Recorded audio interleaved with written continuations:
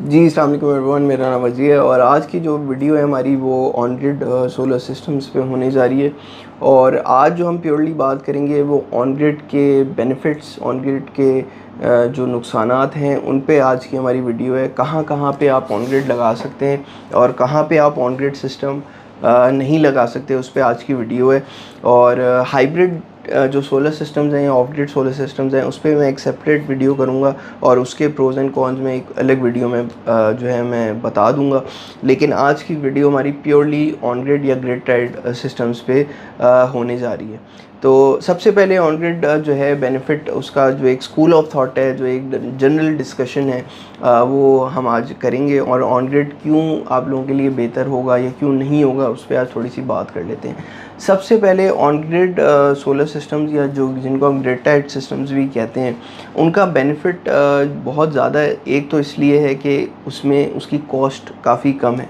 अगर आप लेट से अगर हम 10 किलोवाट के सिस्टम्स की बात कर लें तो 10 किलोवाट का सिस्टम अभी एक बहुत अच्छा सिस्टम, अगर आप एलिवेटेड स्ट्रक्चर के साथ, कराची में ज़ाहिर एलिवेटेड ही ज़्यादा लगता है, तो एलिवेटेड पे अगर हम बात कर लें तो रफली तकरीबन 12 लाख, 11.5 लाख से लेके 13 लाख तक का एक बहुत अच्छा ऑन ग्रिड सिस्टम लग जाता है। वेराज वही सिस्टम अगर आप 10 किलोवाट का हाइब्रिड पे जाते हैं, जो कि अगर लेट से इन्वर्टर 3 फेज़ है फॉर एग्जांपल, और अगर आप बैटरीज भी बहुत अच्छी लिथियम की एक लगा लें, तो वो सिस्टम ही तकरीबन 1.5 से 2 गुना प्राइस पे चला जाता है। तो एक तो ये एक बहुत बड़ा रीज़न है जिसकी वजह से लोग ज़्यादातर ऑन ग्रिड सिस्टम्स पे चले जाते हैं और वो हाइब्रिड सिस्टम्स पे नहीं जाते। ऑन ग्रिड में जो नुकसानात हैं उसमें एक जो नुकसान है वो उसका बैकअप है कि ऑन ग्रिड में अगर लाइट जाने की सूरत में ऑन ग्रिड काम नहीं करता बिल्कुल भी, और आपको किसी किस्म का बैकअप नहीं देता।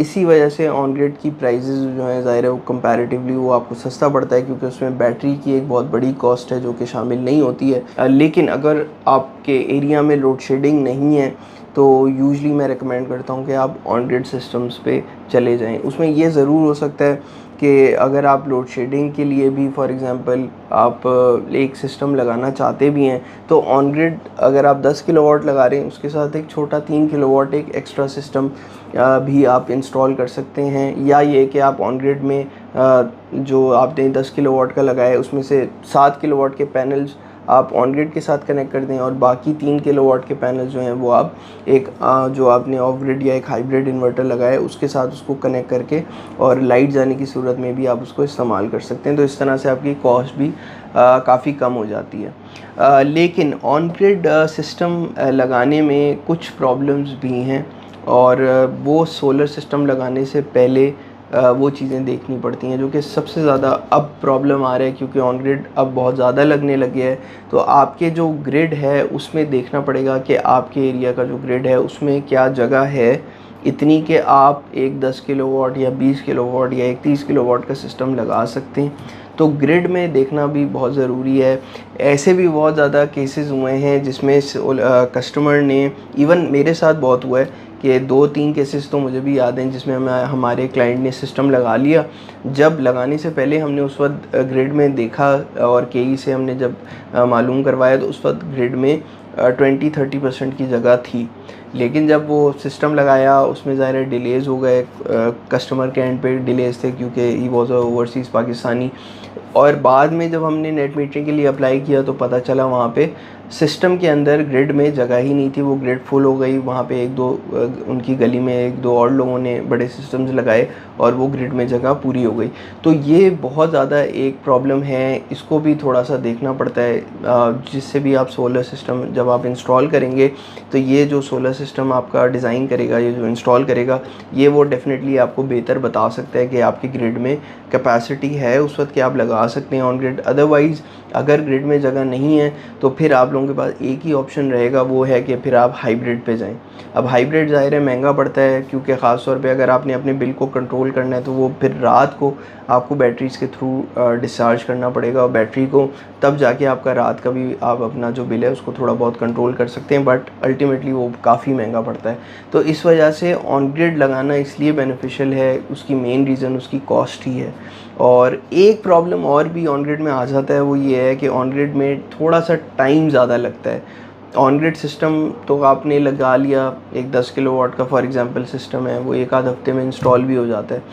लेकिन जो एक सबसे ज़्यादा मेंटली जो एक बड़ा फ्रस्ट्रेटिंग चीज़ है कस्टमर के लिए, वो जो वेटिंग टाइम है 3 महीने का, कभी कभी ज़्यादा भी, वो ये है कि नेट मीटरिंग का जो कराची का टाइम है वो बहुत ज़्यादा है।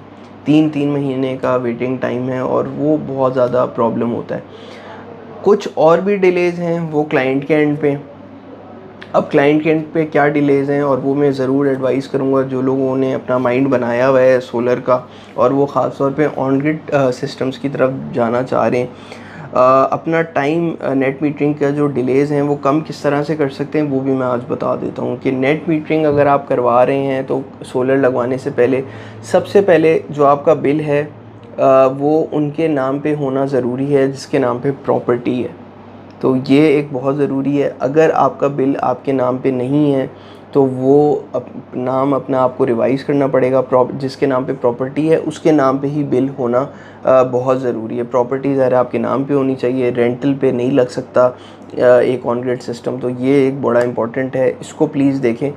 और दूसरा और जो सबसे कॉमन प्रॉब्लम आ रहा है वो है सैंक्शन लोड का। सैंक्शन लोड को अप्रूव कराने के लिए थोड़ा सा पहले से आप अपना ड्यू डिलिजेंस करें, और ये क्लाइंट ख़ुद भी कर सकता है। आपने केई को कॉल करनी है, उनको बताना है कि जी हमारा सैंक्शन लोड 5 किलोवाट है, हमने सैंक्शन लोड बढ़ाना है। तो सैंक्शन लोड को अप्रूव पहले करा लें, क्योंकि उसमें भी वो भी 1 महीने का प्रोसीजर है और वो फिर मिला के बहुत ज़्यादा टाइम लग जाता है। फिर नेट मीटरिंग में और ज़्यादा डिलेज़ होते रहते हैं। तो इस वजह से वो कस्टमर के लिए ये एक बहुत फ्रस्ट्रेटिंग एक चीज़ होती है कि यार अभी तक सिस्टम लगा लिया, सिस्टम ऑन नहीं हुआ। सिस्टम अगर आपके यहाँ नेट मीटरिंग नहीं लगी भी है तो उसको भी यूज़ करने का एक तरीका है जिसको हम कहते हैं export control device. Export control device के थ्रू आप, अगर आपके पास नेट मीटरिंग 3 महीने तक नहीं है और आप चाहते हैं कि आप उसको यूज़ कर सकें, तो एक्सपोर्ट कंट्रोल आप एक डिवाइस आती है वो आप लगा लें। उसमें ये होगा कि आप अपना जो बिल है, जो दिन का इस्तेमाल है, वो काफ़ी हद तक आप अपने ऑन ग्रिड सिस्टम से यूज़ कर सकते हैं। तो 35-40% तक की सेविंग्स आपको मिल जाती हैं। तो बहुत सारे क्लाइंट्स जो ऑन ग्रिड लगाया हुआ है जिन्होंने, और वो चाहते हैं कि उनका वो इस्तेमाल करें जब तक नेट मीटरिंग नहीं होती उस वक्त तक, तो तब वो जो है एक्सपोर्ट कंट्रोल डिवाइस के थ्रू अपने सिस्टम को यूज़ कर सकते हैं। लेकिन ये मैं ज़रूर बता दूं, ये एक टेम्परेरी सोल्यूशन होता है।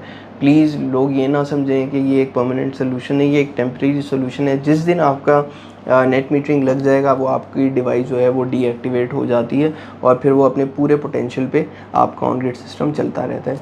तो अगर आप ऑन ग्रिड सिस्टम ढूंढ रहे हैं, लगाना चाहते हैं और आप अपना बिल स्पेसिफिकली ज़ीरो करना चाहते हैं, ये उन लोगों के लिए भी है जो अपना बिल, उनका ऑब्जेक्टिव क्या है। ये मैं अक्सर क्लाइंट से पूछता हूँ कि आप अपना बिल ज़ीरो करना चाहते हैं, आप अपना बिल 60-70% कम करना चाहते हैं, तो ऑब्जेक्टिव में थोड़ी सी क्लैरिटी होना बहुत ज़रूरी है कि आपका पर्पज़ क्या है। अगर लेट से आपका 600 यूनिट आपका बिल आ रहा है, आप चाहते हैं कि मैं इसको ज़ीरो करना चाहता हूँ, तो फिर उसमें ज़ीरो या नेगेटिव करना चाहता हूँ, तो ऑन ग्रिड जो है वो ज़्यादा बेहतर रहता है, प्रोवाइडेड कि आपके एरिया में लोड शेडिंग नहीं है।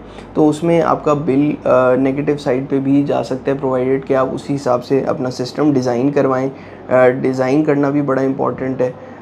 इस पे भी वो लोग बहुत ज़्यादा गलतियाँ करते हैं कि सिस्टम वो अपने हिसाब से बस उन्होंने कैलकुलेशन कर ली और वो सिस्टम 600 यूनिट की उनकी एवरेज कंजम्पशन है, उन्होंने बोला 600 यूनिट का ही हमें सिस्टम चाहिए, हम इससे बड़ा सिस्टम हमें ज़रूरत नहीं है। जब वो लगाते हैं और फिर वो जो देखते हैं तो उनको ज़ाहिर है 50-60% का फ़र्क पड़ता है, 100% का डिफरेंस नहीं आता।